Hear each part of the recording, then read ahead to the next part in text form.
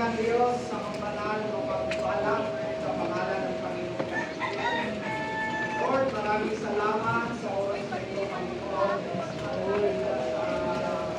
Dakong ito, Diyos, sa bahay sa mahal dalanginan. Panginoon, narito kami upang magsama-sama ng isang Panginoon.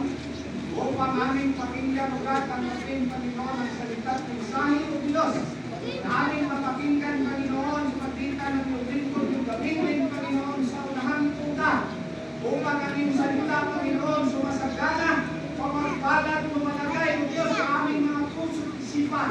Upang, o Diyos, anuman ang aming pagkakasalat, pagkamali, Panginoon, anuman ang aming nasa isip, salita sa gawa, Panginoon, handak ka, Panginoon Isos, magpatawad, Panginoon, sa mga oras na ito. Kaya, o Diyos, salamat, Panginoon, sa mga oras sa dagong ito, Panginoon, nang iyong gamitin, Panginoon, ang aming evangelist Mark Clementus sa upang ang iyong salita, o Diyos, na may tagay, may namin, may pasok namin, o Diyos, sa aming mga puso at isipan. Upang, o Diyos, masaganang kapayapaan, pagpapala, Panginoon Isos, ang iyong salita, Ama, sa amin, sa bawat isa sa amin. Upang tanggapin namin, Panginoon, ito masakit man ka, matamis man, Panginoon, mapait man. Ngunit ikaw ang Diyos, Panginoon, ang dahilan kung bakit kami nandito, Panginoon, nagpakatipon sa mga oras na ito, God. Upang humingi, Panginoon, ang kapatawaran ng aming mga kasalanan. Hallelujah, sa mundong ito, Ama. Narito, Panginoon, ang iyong mga anak, Panginoon, nagkakaisa. Nakakatipon sa bahay, sa bahan, Panginoon. Nakalugar, hallelujah, hallelujah. Bantayan mo, Lord, tuwaltiyahan mo, Panginoon. Ang gawain nito, Panginoon, upang sumasagana ang iyong Santong Espiritu na kumilos sama sa aming kalagitnaan sa mga oras na ito, God. Biguin mo kami, Panginoon, mula kalambagan hanggang ulo, God, upang aming maramdaman, Panginoon Isos, ang iyong presensya, Panginoon, sa araw na ito, sa oras na ito, Panginoon. Salamat, Panginoon, patawarin mo kami. Pilisin mo, O Diyos, ang aming mga puso, ang aming mga isip, Panginoon, upang magkaisa, magsama-sama, tumatalima, Panginoon, sa iyong aral, Panginoon, na aming masunod, Panginoon, sa dako ito, sa magitan, Panginoon, sa iyong lingkod, na iyong ginamit o gamitin, Panginoon, sa mga harapan ng iyong mga anak, upang talimahin, Panginoon, hallelujah, tanggapin, hallelujah, na sumasagana, Panginoon, nandoon ka, ang pagpakumbabang puso ng bawat isa sa amin, bawat isipan, Panginoon, kung kami nakalapas o nagkasala, Panginoon, handa ka, O Diyos, na magpatawad sa bawat isa sa amin. We look in earth or in this earthly matter. Amen. Nakatingin tayo sa mga salapi, sa bagay na nasa sanlibutan. Kailangan natin ito, mawawalan kami nito. Pero minsan hindi natin naiisip na ang pinagmumulan ng mga bagay na ito ay ang ating mahal na Panginoong Jesucristo. Amen. So kailangan natin sila naiisip. Minsan naiisip natin na kailangan natin si Lord kapag kailangan natin siya sa panahon na nakadaon tayo. Amen. Sino rito ang nangailangan sa Panginoon sa panahon ng pagpapala? Meron ba? Yung panahon na ikaw ay maraming pera, ikaw ay tagumpay sa Panginoong Hesus, ikaw ay binigyan ng mga material na bagay, pinagkaloob sa iyo, desire ng puso mo, nangailangan ka ba sa Panginoon? Amen. Sometimes we as a Christian, we forgot to give thanks to the Lord dahil meron mga pagpapala.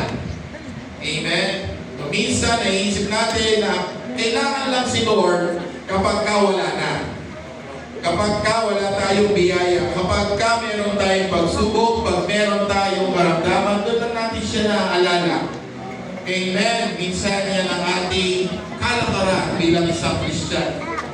So, minsan, mga kapatid, nagiging second hand si Lord instead of brand new. So, pagka hindi kaya, doon na lalapit sa Panginoong Jesus. And He will say, Lord, forgive me. Lord, patawad po. Kasi nakakalimot kami sa iyo. Yun minsan ang katwiran natin bilang Christian. Pero narito ang salita ng Diyos, narito ang kanyang mga gawain upang paalalahanan tayo lagi, mga kapatid, na in due season, out of season, and in every season, dapat tayong magpupuri at magpapasalamat sa ating mga Amen? Praise God. So, I'm so happy na kami ay naka-join sa National Convention ng ating MAC-LJC. So, Stone Church of the Lord Jesus Christ in the Philippines. Amen. So, we are proudly na maging kahanin dito, mga kapatid. Kaya sa susunod na convention, kung tayo ay proud, sumuporta tayo. Amen? Hindi lamang sa salita, kundi sa gawa. In 2 years, not this year, but last year, hindi yung iba rito, hindi naka-attend sa ating convention. Bakit? Kasi nasa Negros. Na-miss pa ninyo yung convention. Sa mga hindi naka-attend, na-miss pa ninyo. This year, yung iba sa inyo, hindi pa rin naka-attend sa convention. Na-miss pa natin. Kasi nasa Palawan. Amen. But next year, this will be happen. It will be happen on Manila. So sana tayong mga nasa Manila, supportahan natin. Kasi yung mga taga-Negros, na-miss nila ang convention. Inilapit, sabi nga ni Mama Feli, inilalapit ang gawain. Doktor, and then told me, okay na si wife ko. Right? At ngayon, mga kapatid, to cut the story short, karoon ko siya ngayon sa gadget, sa heart, to help. Pag-pump, puso niya. And then, eventually, mga check-up niya, mga kapatid, ay God is a miracle. God is a good God. Dahil for a while, kailangan yung galang niya sa puso niya. Pero ngayon, mga kapatid, parang nandun na lang siya sa puso niya. At wala nang effect. Dahil on her own heart, nagpapap yung puso niya. Mga kapatid. So, sabi ng doktor sa kanya, ang lakas ng divine intervention sa buhay. So, yun yung tumatak sa atin na bakit tayo ay naglilingkod sa Diyos. Because we have the Lord Jesus Christ all power sa ating buhay. Amen? If we have our Lord Jesus Christ, we can do that. Hayaan mo ang Panginoon Jesus ang bumuha sa buhay. Hayaan mo ang Panginoon Jesus ang magplano o sa Amen. Suko natin ang buhay natin sa Panginoon. Sa panahon ngayon, mga kapatid, sometimes we are always, minsan nagtatanong tayo sa Diyos, God, bakit anong pangyayari sa buhay? Bakit ganito? Kasi minsan meron bang natitira sa atin bilang laman. Pero kung wala nang laman dito natitira, at puro spiritual na sa ating buhay. Lord, ikaw naman take over sa buhay. Lord, ikaw ang bahala sa buhay. And all things will follow. Amen. All these things shall be added unto you. Amen. Today, mga kapatid, gusto ko pong mag-encourage sa inyo, one body in fellowship. I just want to bring to you the three key words noong last convention kami, mga kapatid. Ignited, revive, and inspired. I want you to be ignited in love to our Lord Jesus Christ. Revive in the Spirit to our Lord Jesus Christ. And be inspired in purpose. Amen. Ano ba ang purpose mo kung bakit narito ka sa lupa? Ano ba ang iyong tungkulin kung bakit tayo maglilingkod sa ating mahal na Panginoon? In Acts chapter 2, verse 42, the Bible says, and they continued steadfastly in the apostles' doctrine and fellowship, in breaking of bread and in prayers. At sila ay nagsipanatiling matibay sa turo ng mga apostol at sa pagsasama-sama sa pagpuputol-putol ng tinapay at sa mga panalangin. Brethren, let this be clear, fellowship is not optional. Amen? Hindi ito sabilidad, hindi ito optional. Ang fellowship is a foundation na binibuild natin, mga kapatid. Tulad ni Pastor Jay, it's not obliged to go here in Santa Rosa, Laguna. But because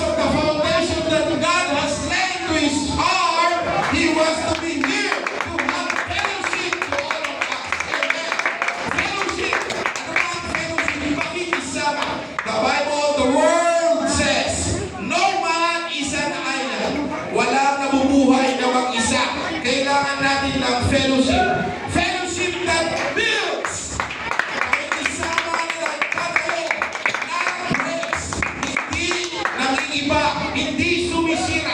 Sino rito ang nakikipag-fellowship para lang tumingin sa kapwa niya, hanapin ang siraan ng kapwa niya? Nagpe-fellowship tayo rito, umabot tayo ng mga gathering because we want to build our fellowship with our Lord Jesus Christ. And to all the brethren of the Mount LJC, and to all the unbelievers. Why? Because we want to win their souls to our Lord Jesus Christ. Amen. Fellowship that builds and not breaks. Fellowship is more than gathering. It is sharing life with one another. Amen. Nag-gather tayo rito, hindi lamang dahil ikaw ay nakatayo. Kanina, kanya-kanya tayo ng patotoo. Kanina, kanya-kanya tayo ng pagbuburi sa Panginoong Hesus. Kanina, kanya-kanya tayo ng pag-aawi ng mga department. Meron mga verses. Because fellowship is more than gathering. It is a worship to our Lord Jesus Christ. It is a sharing of life with one another. Hindi kayo obligado magsalita lahat. Pero sa mga makina na magtayo ninyo sa harapan, you share your life because you are victorious Christian. Hallelujah. Fellowship is more than gathering. It is the sharing of life with one another. When one is weak, we strengthen them. When one is hurting, we comfort them. When one falls, we restore them. That's the fellowship. Amen. Meron ditong nangihina. Kailangan natin siyang palakasin. Amen. Hindi tayo mahina siya, lalo pa natin siyang pahilain. You are not a pastor, you are not an evangelist, and you are not the father of that soul. Amen. Kung kapwa mo yung kapatiran, meron kang obligasyon na palakasin ang kapatid mo sa Panginoon. Amen. Kung yan ay ang believer, dalhin mo siya sa loob ng iglesia para siya ay makakilala sa ating mahal na Panginoong Jesucristo. When one is weak, sino ang nangihina? Dadalhin sa loob ng iglesia. Palalakasin natin sila, mga kapatid. We strengthen them by means of what? By tapping his shoulder? No! We will strengthen them by means of the words of God, by means of the preaching of the word.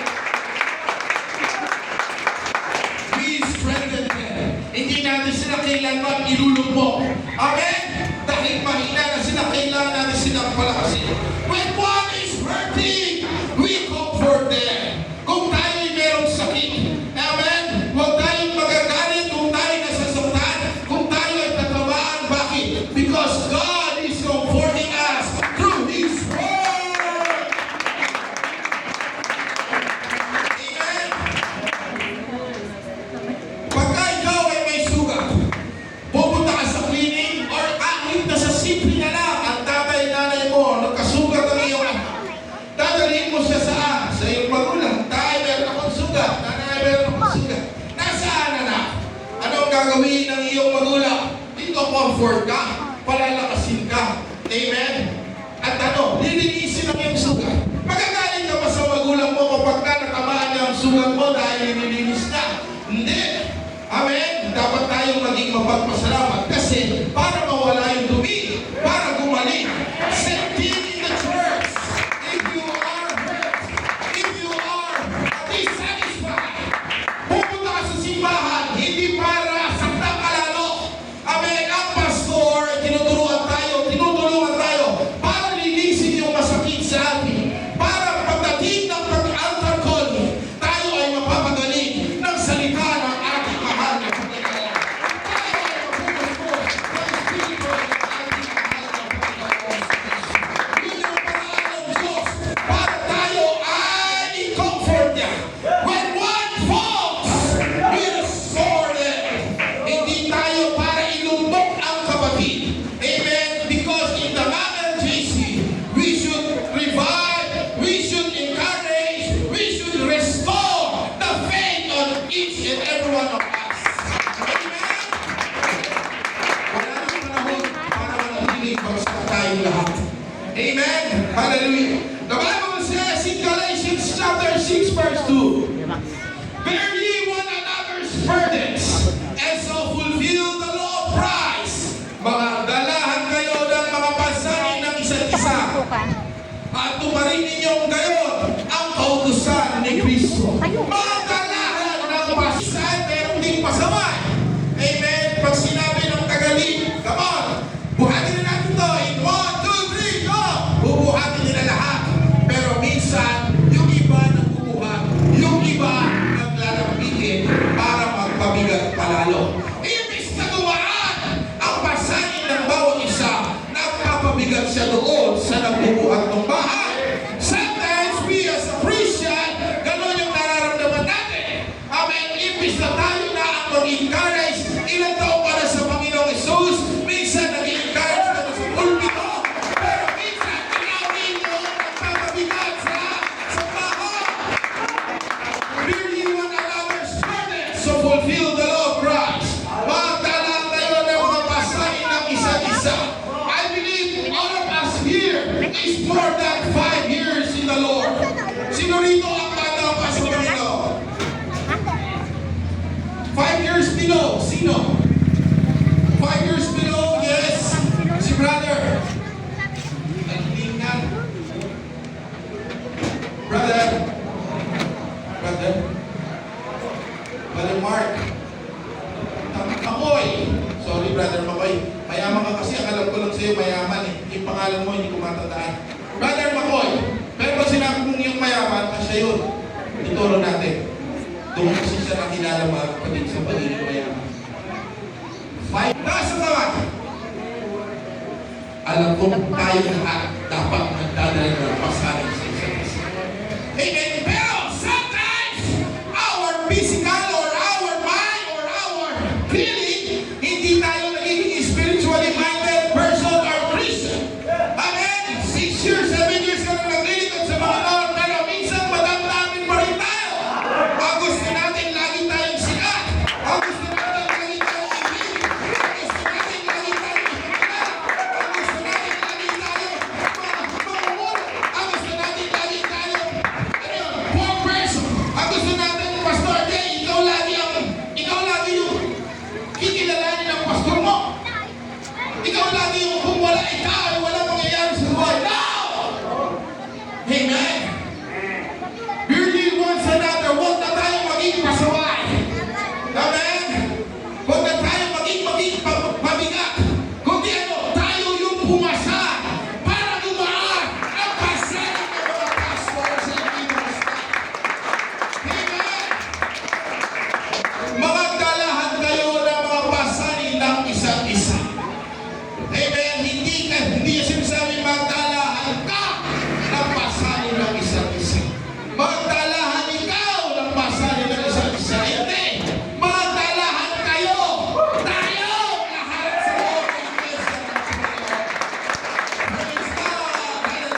But when fellowship is neglected, kapag ang fellowship ay napabayaan o pinaniwala natin, divisions enter. Right? And division weakens the body. That is why we must guard our fellowship with love and compassion. Tama ba? Kapag walang fellowship at pinabayaan natin ito, if we neglect fellowship, division enters. Right? Amen? Bakit? Nag-iisa ka na lang.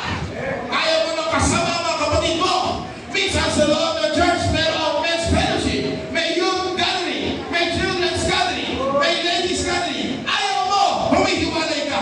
Doon pumapasok ang division. Bakit? Bakit ayaw mo sumama? Bakit mo dito kasama ka? No!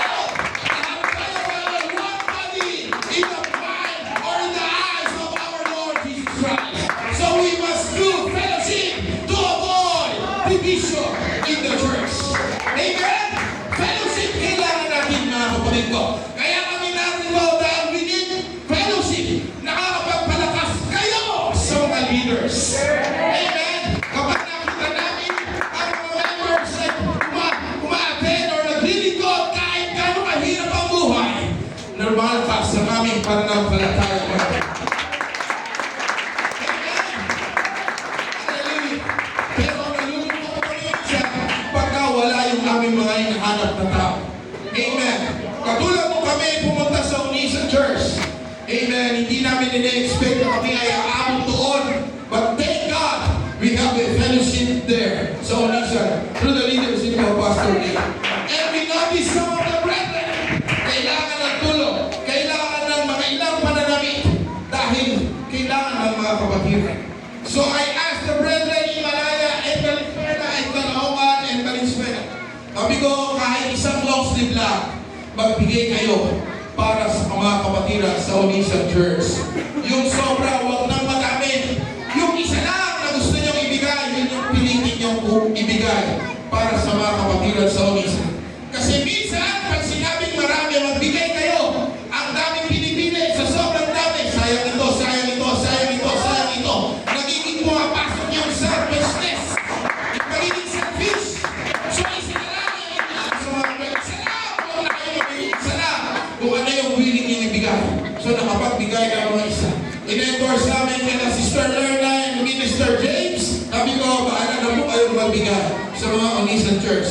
But, be respectful to Pastor Dave. Siya ang unahin po ninyong makapiling sa mga long sleeve. Kasi siya ang lingkod ng Diyos. At pagka nakapili siya, bahala na po siyang mamigay sa mga kapatiran niya. Ewan ko kung dumating na sa'yo. Wala pa.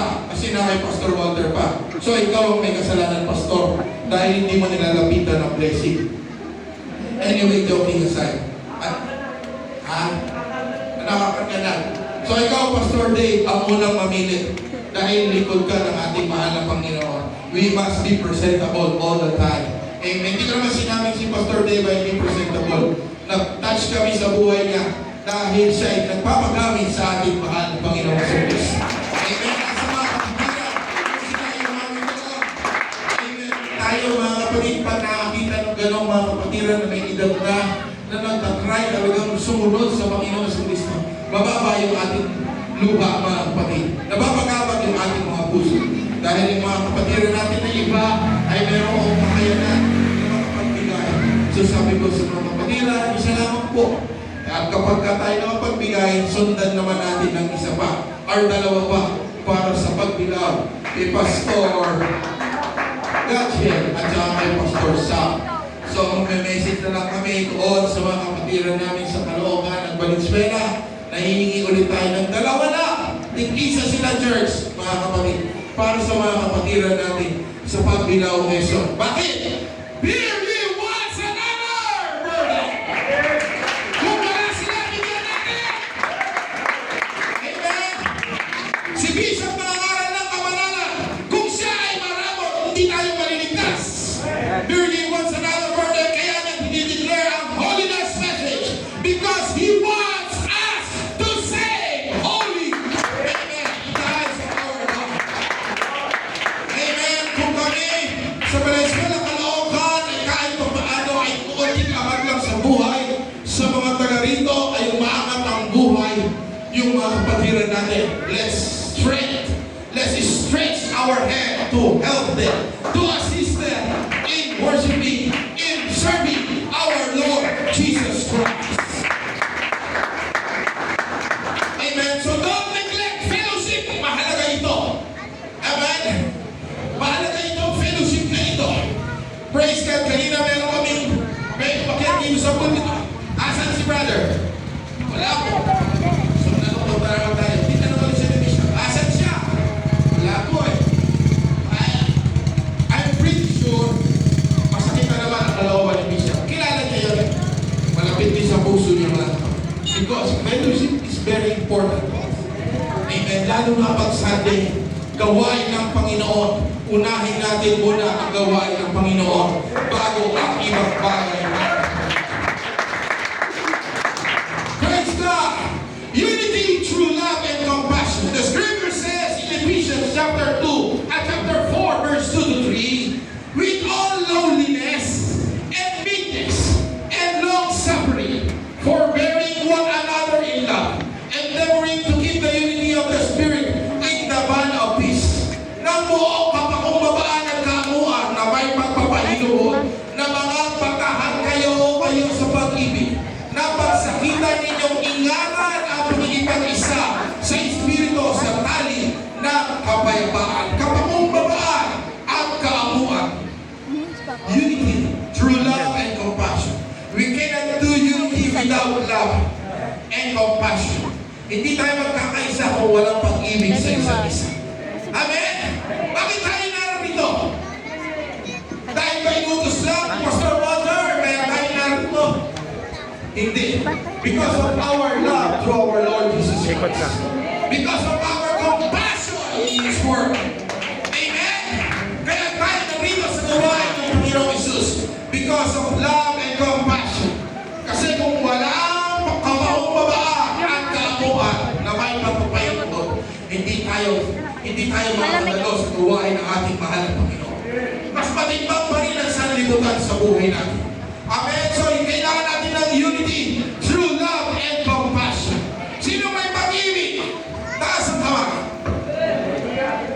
Pag-ibig sa kapwa, meron ba tayo? Pag-ibig sa iyong mahal sa buhay? Yes, of course. Meron. Pero pag-ibig sa kapatid sa Panginoon, meron ba tayo? Kahit minsan nakakagawa ng pagkukulang sa tingin natin, amen, yung kapatid natin ay nagkasala natin, sa atin kailangan pa rin natin ng pag-ibig sa Kanya. Hayaan natin ang Panginoon ang humisga sa Kanya, mga kapatid. Basta pag-ibig natin sa Diyos, sa kapatiran natin ay naroon. Ang compassion ng pagkahabag natin sa kapatid natin ay naroon. So, paano paraan tayo makakatulong? Hindi sa condemning them by means of prayer. Pag-pray lagi ang kapatiran sa ating mahal na Panginoon. Sinong nalagalangin sa pastor niya? Pinapanalangin ba natin si Pastor Walter? Kanyang family? Pastor Sergio, kung wala si Pastor Walter, minsan nasa abroad. And he's doing also minister work in the abroad. Pastor Sergio, nanalangin ba natin? Amen? Pastor, yung aking kumpare. Pastor Chris. Amen. Pastor Joe, panapanalangin ba natin ang mga pastors natin? O baka hindi natin sila pinapanalangin dahil sinasabi natin sa ating sarili, hindi na nila kailangan ng panalangin kasi mga pastor naman yan. Nagkakamali tayo. Kailangan nila ng panalangin din. Kailangan nila ng tulong. Kailangan nila ng backup through prayers. Bakit? Bakit? Dahil malaki ang nagagawa ng panalangin na may kasamang dahil. Pag-pray natin lagi ang pastor natin. Pag-pray natin sila. Patulungan sila mahabayan ang buwan. Amen? Sino na namin sa whole organization ng Baptist? Amen? Lagi natin ipanalangin ng Baptist. Lagi natin ipanalangin ang board ng Baptist. Lalo na yung ginamit sa atin ng ating mahal na Panginoon si Bishop. And mga often, pinag-pray mo natin si Bishop. Hallelujah! Nung minsan, nagkaroon ng pagsubok sa amin sa Palawan. Amen. Nasaksihan ng ilang mga kapatiran. Alas 12 yata yun, alas 12:30 mga kapatid. Ha? Mag-aalaon na. Andun ang board. Kumakain kami ng lunch sa venue. Kaya sabi ni Bishop, uwi na ako. So, sige po, papasunod na, papalita. Few minutes lang lumipas. Hallelujah. Amen. Tagal pa ba? Pagtingin ko may Bishop, namumuti na mga kapatid. Hallelujah. Nagpapawisan sa naman namin. Ay, nangyari. Jesus name. Ganoon naman tayo as a Christian. Amen. Pagka-Christian tayo, yung Jesus name kagad ang bigas. Hindi yung ano-anong bagay sa isa. Asawa ko! Kapatid ko! Hindi. As a Christian, dapat we must practice in Jesus name kagad. Amen? Wala tayong ibang pangalang tatawagin sa sino ng lahat na suwat ating kaliligtas. Kundi sa mga pagkakataon ng Panginoon. Amen? Pero kami, well, ako personally, medyo may kawa ako. Kasi parents ko yan sila ma. At the same time, parents natin sa spiritual na buhay. Pero si Sister Fanny, amen. Pero kami, nag-review na. So, mga kapatid na to, ako, nagulumihanan, mga kapatid. Hindi ko na napansin, may mga nanay, sigaw na, Jesus name! Talagang na ano yung kapatiran. nagulumihanan, mga pastors. So we just ask, Pastor Tom, please pray. Nanalangin kami sa ating leader. Amen. Kasi malaking ginagawa ng panalangin. Hindi porket kami ay nag-preach, hindi porket sila ang leader natin ay tinawag sa harapan para tayo laging alalayan sa ating spiritual na buhay. Lagi na lang sila malakas. No, they need also your prayers. Amen. As much as we do, kung kayo laging pinapanalangin ang pastor ninyo, inaalagaan ang inyong mga kaluluwa sa pamamagitan ng panalangin, suklian din ninyo ng panalangin. Dahil kung wala ang leader ninyo, maaaring hindi kayo makarating sa paanan ng ating mahal na Panginoong Isus. Yes! Oh! Panginoong Isus ang dakilang pastor! Pero nasaan ang Panginoon? Nasa langit siya, nakasubaybay sa atin. Ibinigay niya sa atin yung physical na pastor na siyang makakalaga ng ating lupa. Kailangan nating alagaan din sa pamamagitan ng panalangin para ng Panginoon. So after we pray, we bring him in an emergency room. After a while, after few hours lang, mga kapatid, nakalabas kami, and thank God he's so well. Till 9 p.m., bumalik siya sa gawain ng Panginoon. Amen. So maraming nag-aalala, including some of the pastors. Pastor Jay, lagi nag-aalala. Minsan sila na rin ang nag-aatin.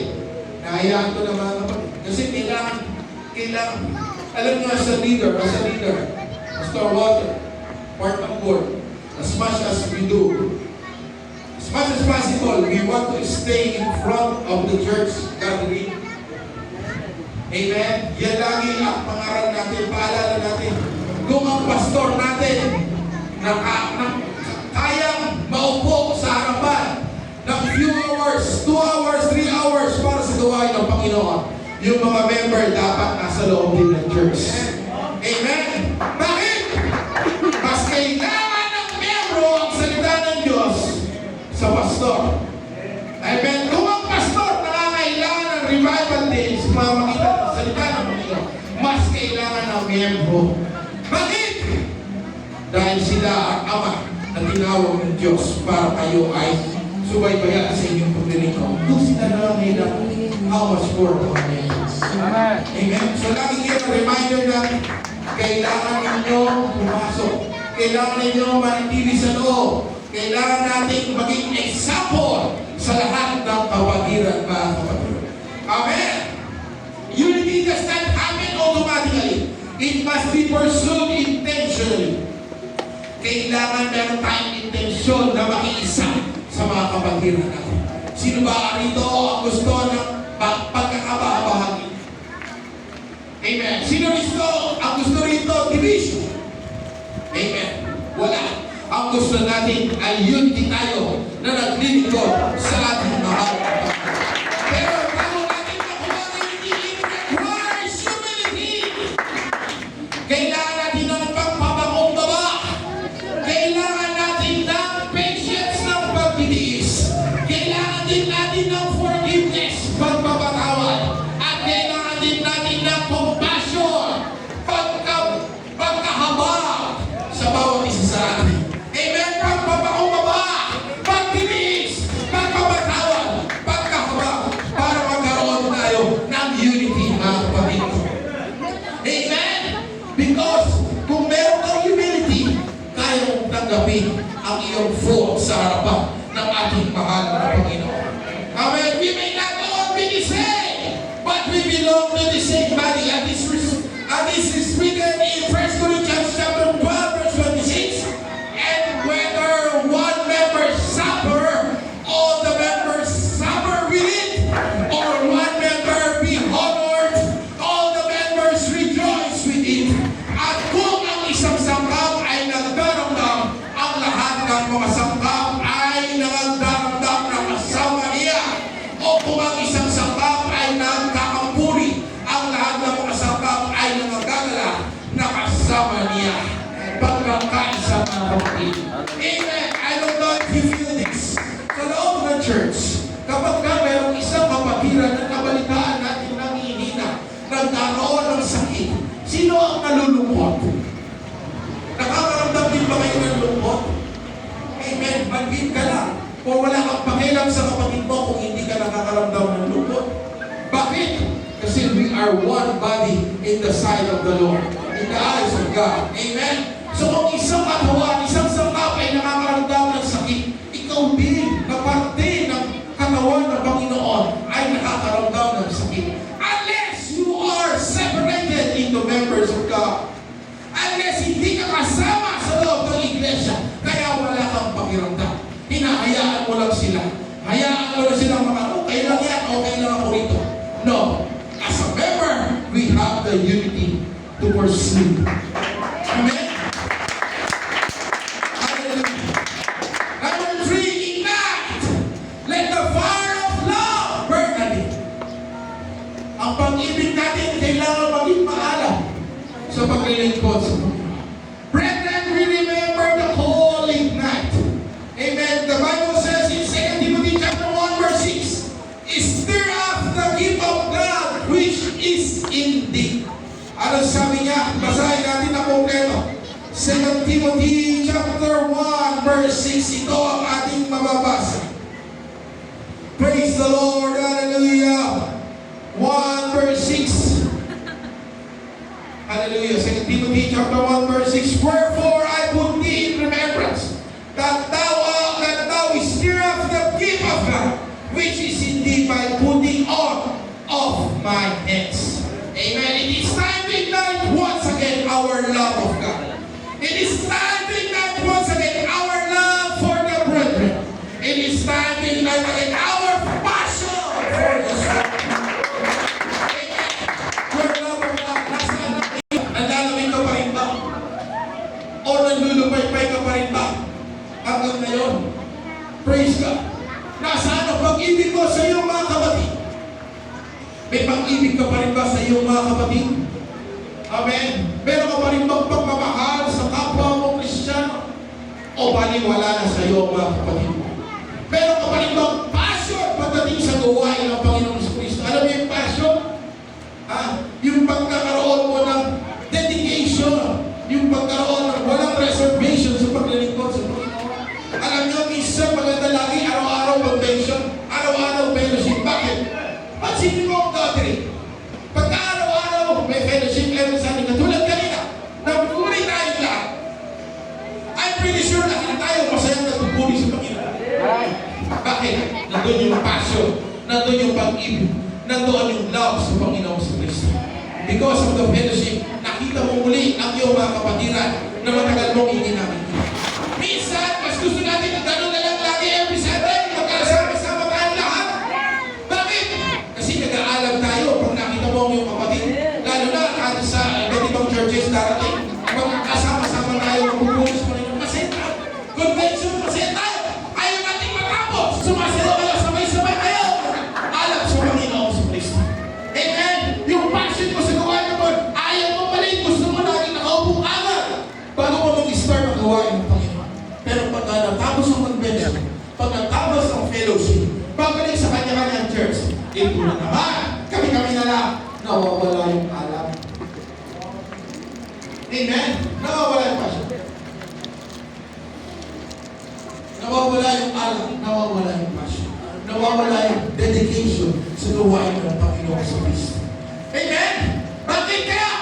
Bakit hindi natin kaya i-sustain ang pag-ibig, ang paglilingkod natin sa Panginoon? Merong problema sa puso natin, mga kapatid. Meron minsan agam-agam sa ating mga puso. Minsan nag-iisip tayo, ay wala nang kapatiran natin, nakakalungkot. Hindi dapat tayo malulungkot. Bakit? Dahil naglilingkod tayo sa Panginoon sa Kristo, hindi sa tao. Naglilingkod tayo sa Diyos, hindi tayo sa leader, hindi tayo sa mga pastor. Naglilingkod tayo sa Diyos. Ay, gusto natin! Para ang buhay na wala. Your love, your compassion. Huwag ninyong hayaan ang inyong pag-ibig sa Panginoon ay katulad lang ng ganito, posporo.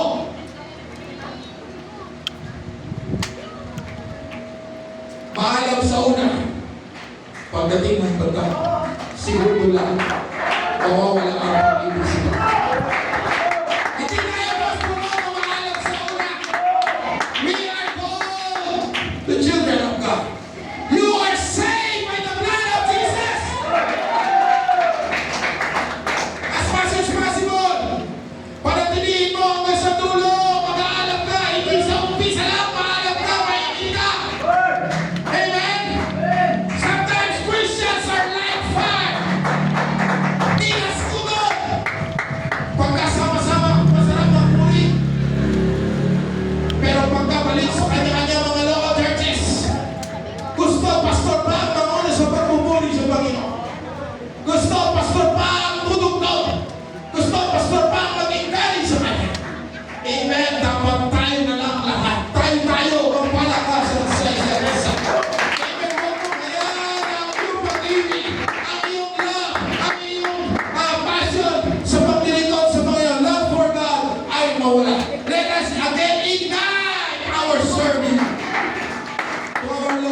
Christ, ang paglilingkod mo sa Panginoon, huwag natin kaya mawala, manghina, o humina.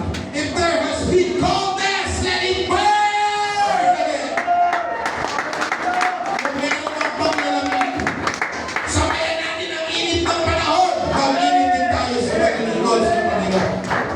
Magbago man ang klima, maging nagulan ka, pero ang alam mo sa Panginoon, kailangan mo all the time. Huwag mo hayaan mawala, huwag mo hayaan mamatay ang init mo sa Panginoon Jesus.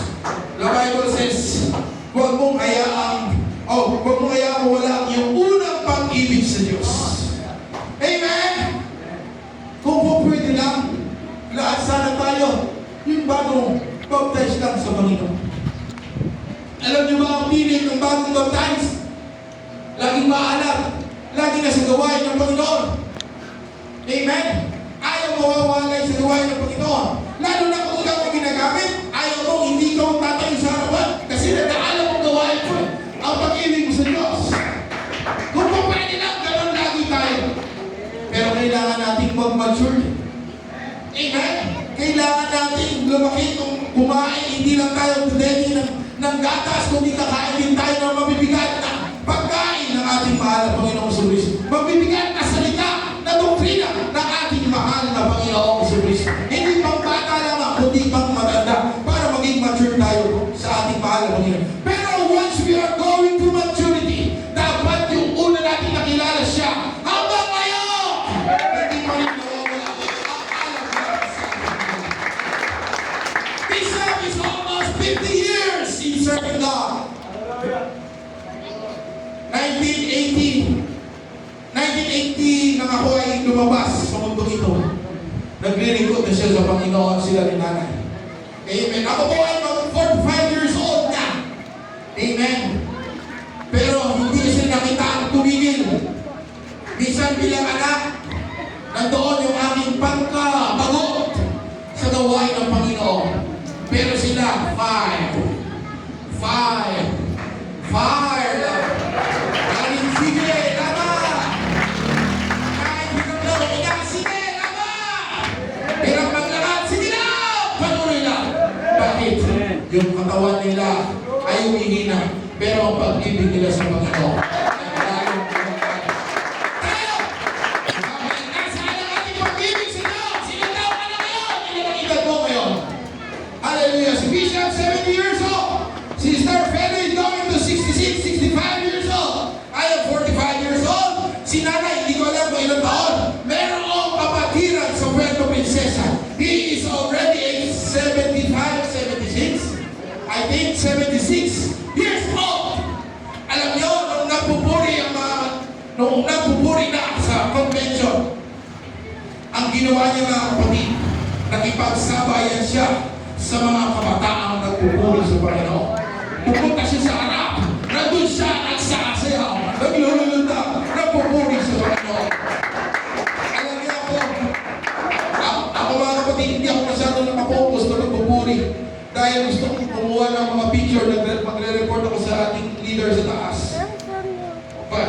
Pero nung napuna ko yun, napunta yung tingin ko sa kanya mga kapatid. Para ako talagang sinampal ng Panginoon. Bakit? 45 years old versus sa 76 years old. Kung magpuri ka na lang, para wala na paguran. Amen? Samantalang tayo. Yun, hindi siya nakikita ng pre-pre. Hindi siya nakikita ng pastor. Basta kusa lang siya pumunta sa harap ng puri. Tayo minsan as a Christian, ingat na ingat pagpawisan. Ingat na ingat pumarap ka. Ingat na ingat mawala ang ayos. Amen? Kulang pa yan! Sa ginagawa ng Diyos na buhay natin, kapag pumuli sa Kanya. Amen? Minsan ayaw natin magpumuli. Nagpupuli nga tayo. Alaga ang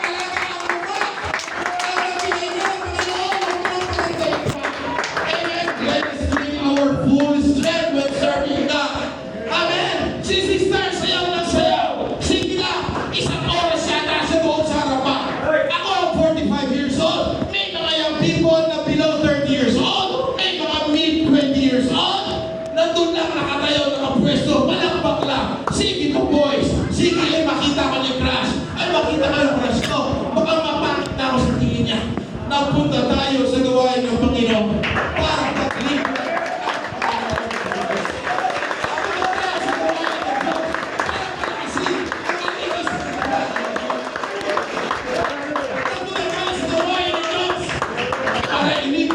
Si Lord Jesus Christ, not everyone else, not Bishop, not Pastor Wanda, not the pastors, but we must live on the name of God.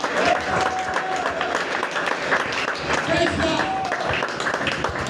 Pero yung mga kabataan, sige lang tayo, palakpak sa pwesto.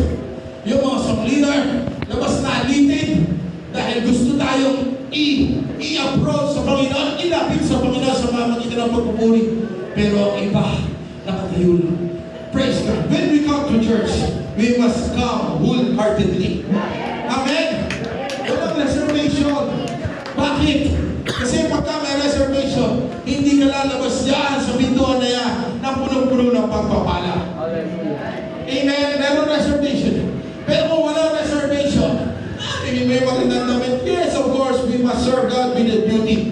Meron kaayusan. Pero sa oras ng pagpupuri, sa oras ng pakikinig na salita ng Diyos, sa gawain ng Panginoon sa Kristo, hindi natin kailangan mag-ano, hindi natin kailangan lagi present namin. Ibibigay mo lahat sa Panginoon. Huwag ka mag-reserve sa Kanya. Amen. Because with God, reserve a blessing for you. Amen. Paano kung ikaw humihingi ng karagalingan sa Panginoon? Paano kung ikaw humihingi ng pagpapala sa Panginoon? Paano kung ikaw ay humihingi ng milagro sa Panginoon? Eh dahil meron pa reservation, bawian ka kaya ng Diyos. Magkakaroon din siya ng reservation sa iyo. Anong kaya mong ibigay? Anong magagawa mo? Amen. Wala tayong magagawa. Amen. The Bible says, I can do nothing without Christ. But we can do all things with Jesus Christ. Amen.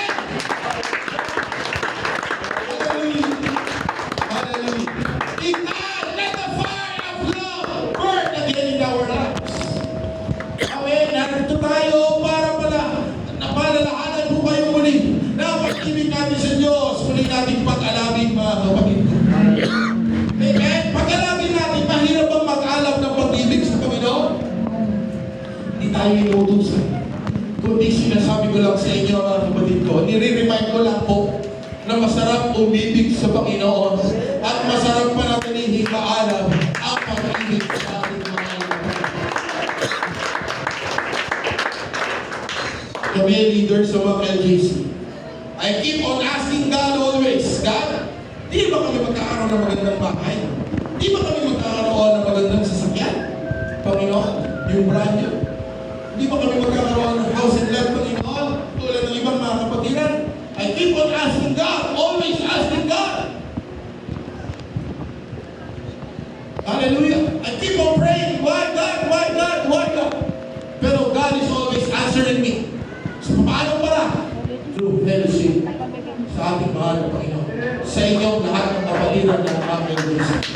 Lahat namin tayo magkakaroon. Sa isip-isip ko, pinaisip ng mga dahil hindi ba kami magkakaroon? Because we are all strangers here in the world. Kung totoo tayo maglilingkod sa Diyos, amen. Magkasya na tayo sa meron tayong tinatangkin. Amen. Sige na naman sa sakya. Nagpaplanong bumili ng medyo bago-bago. Pero nagtsatsaga kami pa.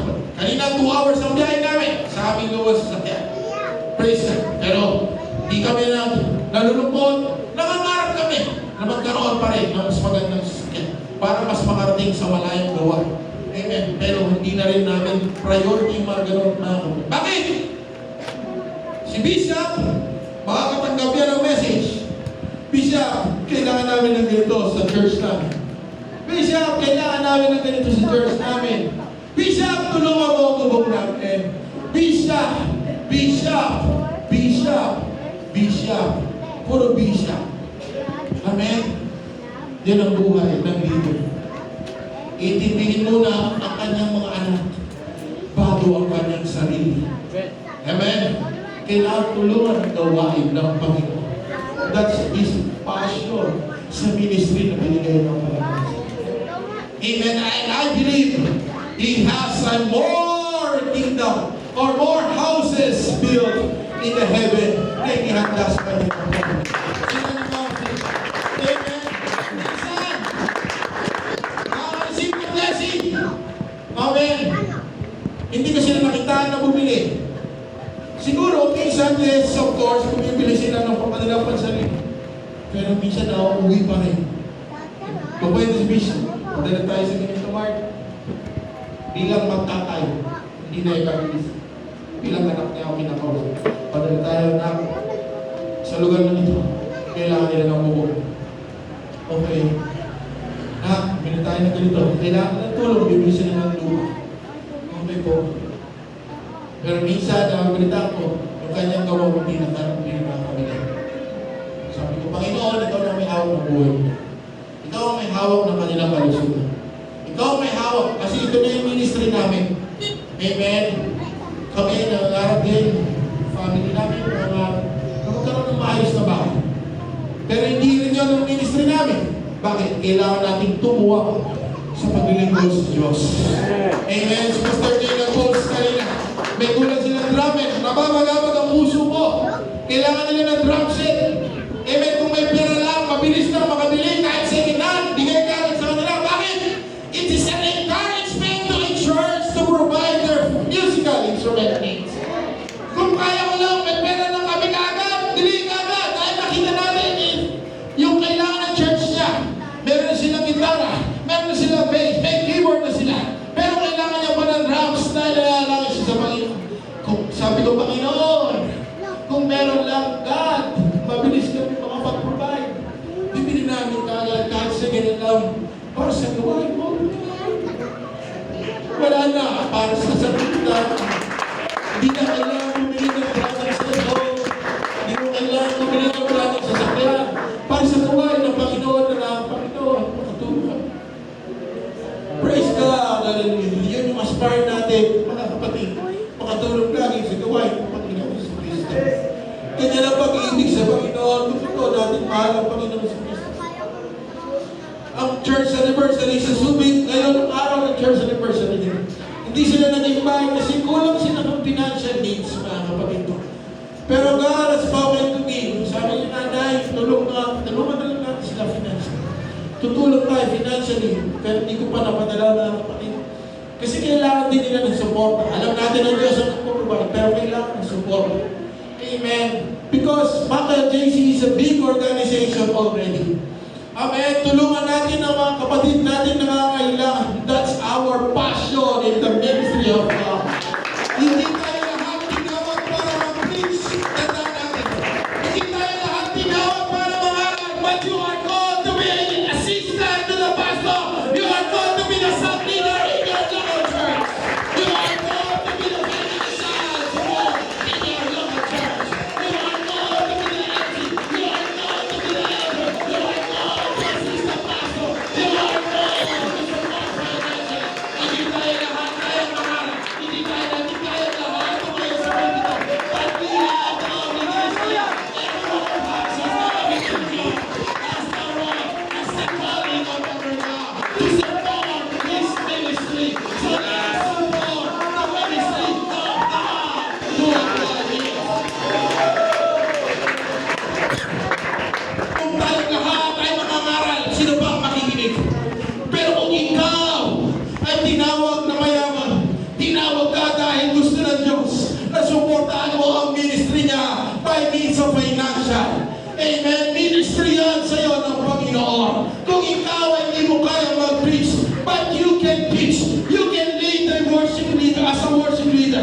Diyan ka tinatawag ng aking mahal na Panginoong Jesucristo. Kung ikaw ay song leader, magpagamit ka as a song leader sa iyong pastor, sa ministry na tinawag sa iyo ng ating mahal na Panginoon. Hindi tayo lahat dito nakaupo lang.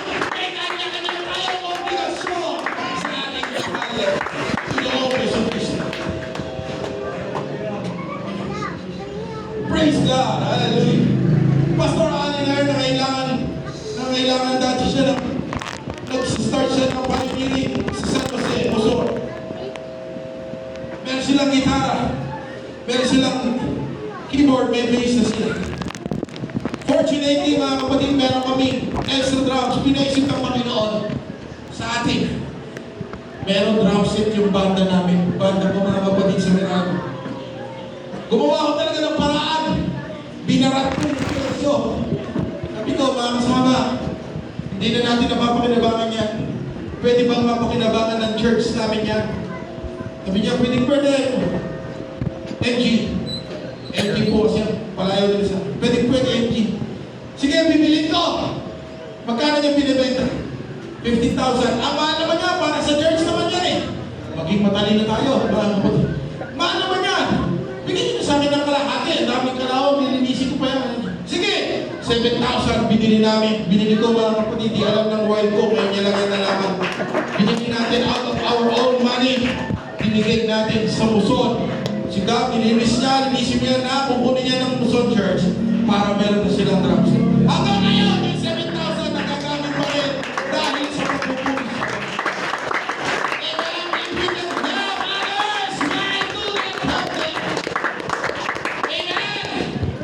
Kaya kanina napapagawag ang puso ko kay Pastor Jay. Wala siyang drums. Alam ko sa pagpupuri, masaya ang meron drum set. Dahil na nag-pioneer si Bishop, na-experience namin talaga ang wala rin. Acoustic lang. Si Bishop ang gitarista, si Nanay ang song leader. Si Bishop ang gitarista, si Nanay din ang magpapaawi sa mga bata. Amen. Si Bishop din ang gitarista, si Nanay ang magpapaawi sa altar calling. Pioneering, mga kapatid ko. And then eventually, may ginamit ang Panginoon. Unti-unti nakapagbunda ng tubig. Magpagamit tayo sa Diyos. Let our love ignite. Amen. Let us remind ourselves again of the Lord. Our love for God, let's revive. Our love for the brethren, panatilihin natin. Our passion for the ministry that has been called to us. Magyari sana muli, mga kapatid ko. Hindi yung baliwala lamang sa iyo. Hiyaan mo sila naman yung tuwag kayo. No! You are the part of the family of the church. Amen. Hindi dahil sa merong problema pinagdadaanan ng church, baliwala sa iyo. Wala kang pakialam. Hindi. Part ka ng church! Amen. Part ka ng church. Kaya kailangan magtulong-tulong tayo lahat. Amen. Number 4, revive, restore what has been wicked. I-restore mo kung ano man yung humina sa iyo. To revive means to bring back to life. Fellowship means, minsan kailangan din natin ito. Para ano? To revive our fellowship with one another. To revive our spiritual life with the Lord. Amen. The psalmist cried in Psalms chapter 85 verse 6. The Bible says, will thou not revive us again, that thy people may rejoice in thee? Perhaps fellowship has weakened, perhaps relationship has been strained, perhaps unity has been tested. But today, ngayong araw na ito, God is calling us to revive. God is bringing to us to revive. Broken connection, let there be connections again. Fading love, magkaroon ulit tayo ng maalab na pag-ibig sa ating mahal na Panginoon. Lost compassion, magkaroon tayo muli. Ibalik natin yung pagmamahal, yung haba sa bawat isa sa atin. Lalawigin sa gawain ng ating mahal na Panginoon. Hindi porket ang pastor ninyo nag-abroad, kaya niya nang i-provide lahat ng needs ng church. No! Meron pa rin tayong passion sa ministry ng ating mahal na Panginoon. Huwag niyong iasa lahat sa pastor. Huwag niyong iasa lahat sa kapatira. Huwag niyong iasa lahat sa mga ministers, evangelist, bishop. Mas tayo. Tumulong din tayo sa ating gawain sa Panginoong Hesus Kristo. Amen! Dahil kung pastor lahat, baka hindi magtagal ang buhay ng pastor. Amen! Kung evangelist lahat, baka mamatay ka ng evangelist. Bakit? Ayaw niyong tumulong. Amen! Hindi porket tinawag sila magpastor, ahayaan na natin sila. Sige! Minsan sinasabi ng pastor, nasa harapan niyo lang ako. Kailangan ko na to. Sasabihin ng member, hige pastor! Tumayo ka lang! Nasa likuran mo kami, handa ka namin iba ka. Minsan mali yan. Minsan pagka nasa likuran, may tendency itulak ng pastor. At hayaan na lamang. Amen? Amen? Minsan, mas maganda na lang sabihin siguro, kaya mo yan, pastor, aalalayan ka namin, katuwang mo kami, kasama mo kami, hindi ka namin makapalaan. Kung saan ka man, nandoon kami, tutulungan ka namin, pastor, leader, bishop, evangelist, ministers. Amen? Huwag mo sila kayaan nasa harap lang, kundi tumulong ka. Kasi pag nasa harap sila, minsan merong malaking problema. Pagka nakita ng members, tutulak na lang ang pastor, iniiwan sa kanya. Ano gagawin? Lilipat sa ibang local ng mga JC. Praise God. No. Kailangan magtulungan. Kailangan magmahal. Kailangan mag-alalayan sa isa't isa. Alalayan natin ng pastor na ibinigay sa atin, mga kapatid ko. Lost compassion. Wala na sana, hindi na mawawala, mga kapatid, ang ating pag-ibig sa Panginoon. The church must not merely exist. We must live and move together in the Spirit of our Lord Jesus Christ. Palakpakan natin ang ating mahal na Panginoon ng mga pastor. Come on, let's pray together.